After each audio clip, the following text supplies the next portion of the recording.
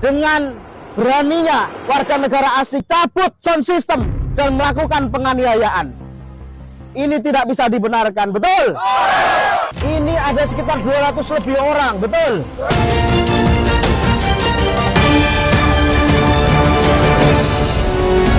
Korban merasa tidak diberikan hak-hak yang sepenuhnya. Sebagai contoh bahwa klien kami ini sudah divisum.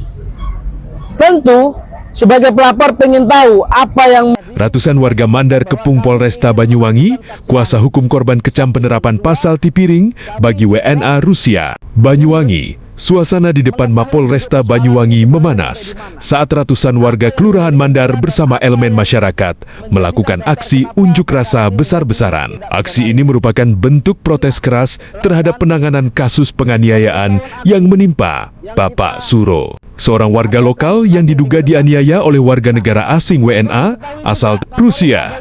Dalam orasinya di hadapan barisan pengamanan kepolisian, kuasa hukum korban menyampaikan kekecewaan mendalam atas keputusan penyidik yang menetapkan kasus ini sebagai tindak pidana ringan Tipiring. Hari ini ada lebih dari 200 orang berkumpul karena kami merasa terluka. Bagaimana mungkin manusia yang sampai mengalami patah tulang hanya dianggap sebagai tindak pidana ringan? Ayam kita saja kalau patah tulang kita sakit hati, apalagi ini nyawa manusia, teriak sang orator. Di tengah kerumunan massa, pihak kuasa hukum menegaskan bahwa mereka telah menyerahkan bukti-bukti medis tambahan, termasuk hasil ronsen mandiri yang dengan jelas menunjukkan adanya patah tulang pada tubuh korban. Namun, fakta medis tersebut dianggap diabaikan oleh penyidik Polresta Banyuwangi yang tetap memaksakan persidangan melalui jalur Tipiring.